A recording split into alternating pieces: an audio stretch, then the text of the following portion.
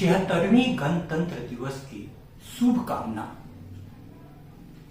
शिष्य गुरु संवाद केंद्र पिछले 25 वर्षों से राजस्थान के सबसे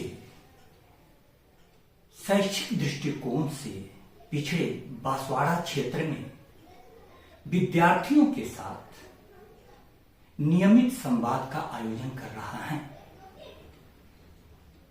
इस गणतंत्र दिवस की पूर्व संध्या पर विद्यार्थियों ने कुछ प्रश्न भेजे हैं। उन प्रश्नों का जवाब देना शिक्षक के रूप में मेरा दायित्व बनता है। यहां के विद्यार्थी मौलिक पुस्तकों से दूर हो चुके हैं। पासबुक की यह पीढ़ी लोकतंत्र, गणतंत्र इत्यादि शब्दों के अंतर को नहीं समझ पाती हैं और इनकी स्कूलिंग इस प्रकार से हुई है कि जब एक कॉलेज में आते हैं तो कुछ मूल अवधारणाओं को समझने में इन्हें काफी दिक्कत होती है। इसलिए शिक्षक के रूप में सरल शब्दों को सरल उदाहरण के द्वारा इनको उस बात को समझाने के लिए उपयोग करना पड़ता है। हमारे शिक्षक हमें किसी भी विषय पर पढ़ाने के पहले पुस्तक दर्शन कराया करते थे। हमारे हाथ में भारत का संविधान है और यह संविधान विश्व का सबसे बड़ा लिखित संविधान है। संविधान को देखने से हमें यह पता चल जाता है कि यह संविधान विश्व का सबसे बड़ा एवं लिखित संविधान क्यों है। जब हम गणतंत्र पर विचार करते हैं तो हमें 3 शब्द देखने को मिलते हैं। प्रस्तावना में कहा गया है, हम भारत के लोग भारत को एक लोकतांत्रिक गणराज्य के रूप में स्थापित करने के उद्देश्य से अपने आप को संविधान के प्रति अधिनियमित, अंगीकृत और आत्मार्पित करते हैं। अब यहां पर 3 शब्द आ रहे हैं। प्यारे विद्यार्थियों, आप इसे समझने का प्रयत्न करें। लोग, लोक और गण में क्या अंतर होता है? हम भारत के लोग जब कहा जा रहा है तो भारत के जितने भी नागरिक हैं, बाल से लेकर वृद्ध तक, नर से लेकर नारी तक, सभी उसमें सम्मिलित हो जाते हैं। हम भारत के लोग। इसके बाद शब्द आता है लोकतंत्र। वहां लोक का अर्थ क्या है? भारत के नागरिक तो सभी हैं, लेकिन मत देने का अधिकार सभी को नहीं है। अब्राहम लिंकन ने जो परिभाषा दी है, जनता के लिए, जनता के द्वारा जो शासन प्रणाली होती है उसे हम लोकतंत्र कहते हैं। तो लोक का अर्थ है जो अपने जनप्रतिनिधि को चुनने के लिए अपने मतदान के अधिकार का उपयोग करती हैं या उसके योग्य होती हैं। अब तीसरा शब्द है गण। लोकतंत्र देश ब्रिटेन है, लेकिन वहां गणतंत्र नहीं है। क्यों? क्योंकि वहां का सर्वोच्च पद जनता के द्वारा निर्वाचित नहीं होता है, जनता के द्वारा नहीं चुना जाता है।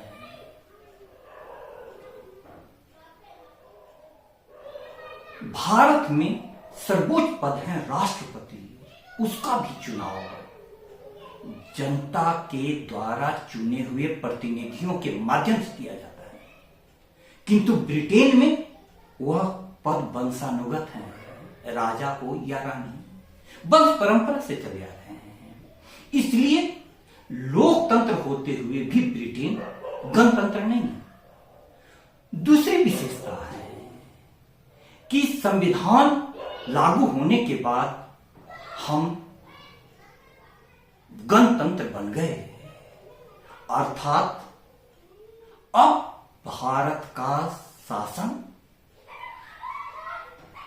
संविधान द्वारा चलेगा। कानून की दृष्टि में सब समान है। जनता द्वारा चुने हुए प्रतिनिधियों के साथ एक खतरा होता है कि बहुसंख्यक के शासन का खतरा बना रहता है। अल्पसंख्यक के हितों की सुरक्षा के लिए यह जरूरी है कि संविधान की दृष्टि में सभी बराबर हैं, कानून का राज्य हो। इसीलिए भारत लोकतंत्र भी है और गणतंत्र भी है। विद्यार्थियों को इतना बताना जरूरी है कि 15 अगस्त को हम स्वतंत्रता दिवस मनाते हैं, लेकिन 26 जनवरी को गणतंत्र दिवस मनाते हैं। दोनों में अंतर क्या है? इंडिया इंडिपेंडेंस एक्ट 15 अगस्त को चूंकि लागू हुआ, इसीलिए 15 अगस्त को हम स्वतंत्रता दिवस मनाते हैं। लेकिन 26 जनवरी को हमारा संविधान लागू हुआ, इसलिए हम उस दिन गणतंत्र दिवस मनाते हैं। लेकिन दूसरे दृष्टिकोण से स्वतंत्रता दिवस की अपेक्षा हमारा गणतंत्र दिवस ज्यादा महत्वपूर्ण लगता है, क्योंकि दिसंबर 1929 के लाहौर अधिवेशन में रावी नदी के किनारे कांग्रेस ने पूर्ण स्वराज का प्रस्ताव पारित किया था और उसमें यह भी कहा गया था कि हम 26 जनवरी को अपनी स्वतंत्रता की घोषणा कर देंगे और झंडा फहराएंगे। तब से 26 जनवरी 1930 को स्वतंत्रता की घोषणा कर दी गई और स्वतंत्रता का झंडा फहराया गया। इसीलिए असली स्वतंत्रता कि हमारी मांग उसी समय से शुरू हो गई है, वह स्वतंत्रता दिवस आज हम गणतंत्र दिवस के रूप में इसलिए मनाते हैं कि 26 नवंबर 1949 को हमारा संविधान बनकर तैयार हो गया था, लेकिन हमने उसे लागू किया 26 जनवरी 1950 को, क्योंकि उसी दिन हम ने कई 26 जनवरी 1930 से स्वतंत्रता दिवस मनाते आ रहे थे। अब हमने संविधान को लागू करके इस देश को लोकतंत्र के साथ गणतंत्र में भी तब्दील कर दिया। यह रिपब्लिक शब्द इंग्लिश का लैटिन फ्रेज रेस पब्लिका से बना है, जिसका अर्थ होता है पब्लिक का। यहां पर योग्यता के द्वारा हम किसी भी पद को प्राप्त कर सकते हैं। यह भारत की विशेषता है। कोई भी पद वंशानुगत तरीके से अब प्राप्त नहीं किया जा सकेगा। अब यहां पर हमें यह सोचना है कि हमारे गणतंत्र के सामने में बहुत बड़ी चुनौतियां क्या हैं। गणतंत्र को हम गुणतंत्र में कैसे तब्दील कर सकते हैं। गणतंत्र को गुणतंत्र में तब्दील करने के लिए दो चीजों पर ध्यान देना बहुत जरूरी है, जो प्रमुख चुनौतियों के रूप में हमारे सामने में उभर रहा है। एक है शिक्षा की दुर्दशा और दूसरा है मुफ्त की सौगातें। सरकारी शिक्षा की आज जो दशा और दिशा है वह काफी चिंताजनक है। एक तो सभी जगह शिक्षकों की कमी और उस पर से उपलब्ध शिक्षकों का ध्यान गैर शैक्षिक कार्यों में लगा हुआ है, भावी पीढ़ी पर ध्यान नहीं है। इस कारण एक निजी जीवन का अनुभव कहूं कि हमने अपनी बाई जी जो घर में खाना बनाती हैं, उन्होंने मुझसे जानना चाहा कि मैं अपनी दोनों पोतियों को कहां पढ़ाऊं। मैंने कहा कि सरकारी विद्यालय में आप एडमिशन करा दो। एक तो आपको फीस के पैसे की बचत होगी, दूसरा वहां बहुत योग्य शिक्षक होते हैं। बाई जी ने कहा कि सर हमें खाना नहीं खिलाना है, हमें बच्चियों को पढ़ाना है।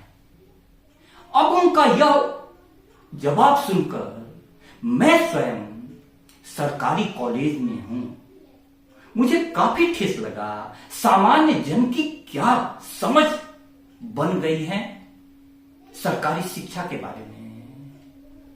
और दूसरी चुनौती जो मेरे दृष्टिकोण में आजकल उभर रही है वह है दूसरी सबसे बड़ी चुनौती अभी के चुनाव में मुफ्तखोरी की सौगातें बांटी जा रही हैं। हर राजनीतिक दल एक दूसरे से प्रतिस्पर्धा में आगे बढ़ रहे हैं। कुछ राजनीतिक दलों ने शुरू में इसका विरोध किया था। रेवड़ी बांटने की प्रथा सरकार के लिए अच्छी बात नहीं है। रेवड़ी प्रतीक बन गया मुफ्त की सौगातों का। रेवड़ी उत्तर भारत की एक मिठाई है वो जो बहुत लोकप्रिय है और सस्ती है। यह चुनाव जीतने का लोकप्रिय और सस्ता माध्यम भारत के लिए बहुत खतरा बन सकता है। अर्थशास्त्री कहते हैं कि भारत भारी कर्ज में डूबा हुआ है। 17 लाख करोड़ भारत सरकार पर कर्ज हैं। अधिकतर पैसे हमारे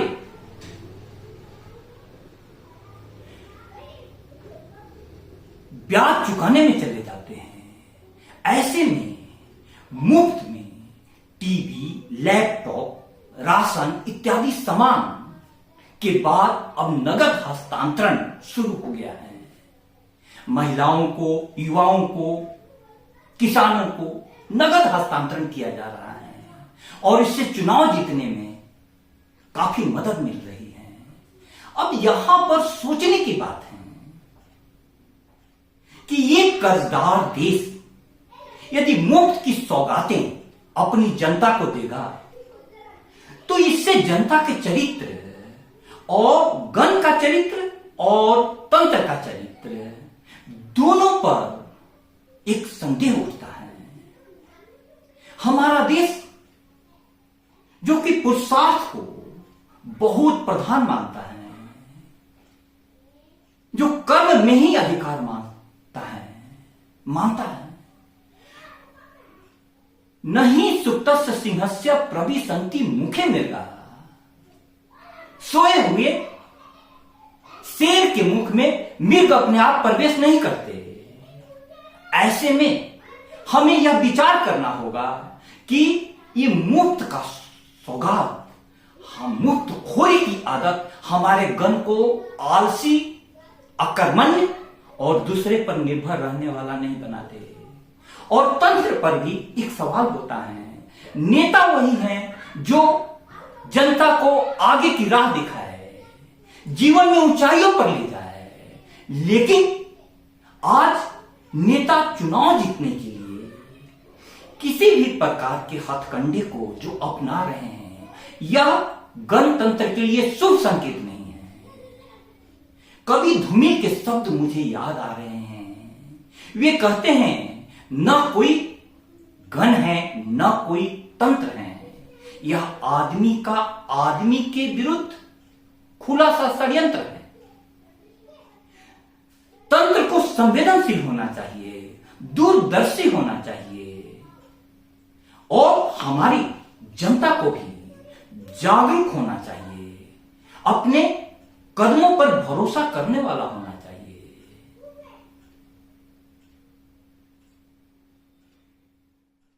भीड़ तंत्र में अन्यथा यह गणतंत्र और लोकतंत्र तब्दील हो जाएगा।